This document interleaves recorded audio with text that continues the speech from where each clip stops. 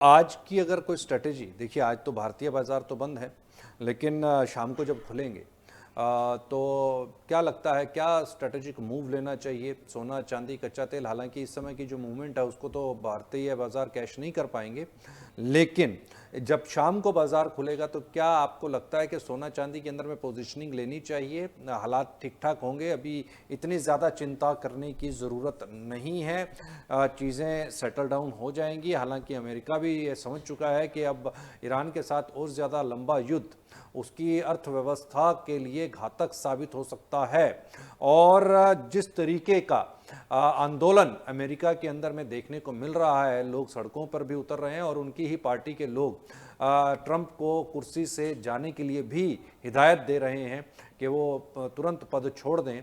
और अभी हाल फिलहाल के अंदर में जो ट्रंप का जो एक और चित्र जो है वो सामने आया, जिसके अंदर में वो ईसा मसीह के रूप के अंदर में दिखाए गए, तो उसने भी एक बड़ा नेगेटिव नैरेटिव जो है ट्रंप के अगेंस्ट के अंदर में खड़ा किया है। हालांकि उस फोटो को फिर से डिलीट कर दिया गया है ट्रंप के एडमिनिस्ट्रेशन के द्वारा, लेकिन इस पूरी ओवरऑल पिक्चर को अगर मैं देखूं तो आज की स्ट्रेटेजी क्या रहनी चाहिए, इस हफ्ते के लिए क्या स्ट्रेटेजी रहनी चाहिए? क्या सोना चांदी खरीदारी करके चलें, कच्चे तेल के अंदर में खरीदारी करके चलें, या नहीं अभी बाजार से थोड़ी सी दूरी बना करके रखें? देखिए, जिस तरीके से स्टेटमेंट्स आई हैं, प्लस में ये भी इंपॉर्टेंट है कि दोनों ही देश अब बातचीत के लिए सेकंड राउंड की तैयारी कर रहे हैं। सेकंड राउंड की तैयारी कर रहे हैं, इसका मतलब कि दोनों ये राजी भी हैं कि भी जल्दी से वॉर खत्म हो। तो ये जो बातचीत है ये कहीं ना कहीं कुछ पॉजिटिव इंपैक्ट मार्केट पर लाता हुआ दिख रहा है। हम देख रहे हैं ग्लोबल लेवल पर, अगर आप देखेंगे, अगर इक्विटी मार्केट की बात करेंगे तो वहाँ भी हमने रिकवरी आते हुए देखी है।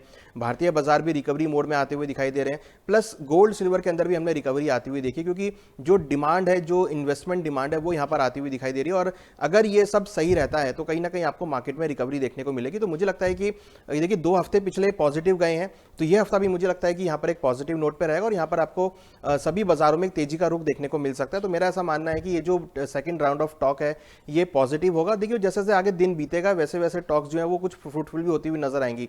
तो मेरा मानना है कि शॉर्ट टर्म के लिए मार्केट का जो ट्रेंड है वो रिवर्सल हुआ है और यहाँ पर आने वाले दिनों में आपको अपसाइड मोमेंटम तेजी के साथ देखने को मिल सकते हैं। सोना ऊपर में क्या जा सकता है? देखिए, शॉर्ट टर्म में मुझे लगता है कि $4800 तक के लेवल आपको देखने को मिल सकते हैं और चांदी के अंदर हम एक्सपेक्ट कर रहे हैं कि 78 से लेकर $80 तक के लेवल आ सकते हैं। हालांकि जो हमने लास्ट टाइम डिस्कस किया था कि दिवाली तक आपको गोल्ड का भाव 5000 से लेकर $5200 और चांदी में 80 से लेकर $90 तक के लेवल, हम अभी भी उस पर इंटैक्ट है। घरेलू बाजार की बात करें तो सोना क्या देखेंगे? घरेलू बाजार के अंदर में 2 लाख रुपए आ सकता है दिवाली तक की, अगर मैं बात करूं तो दिवाली तक 2 लाख रुपए देख सकते हैं? नहीं, देखिए, 2 लाख तो बहुत मुश्किल है। हमें लगता है कि दिवाली तक गोल्ड आपको 1,60,000 1,65,000 तक मैक्सिमम दिखा सकता है।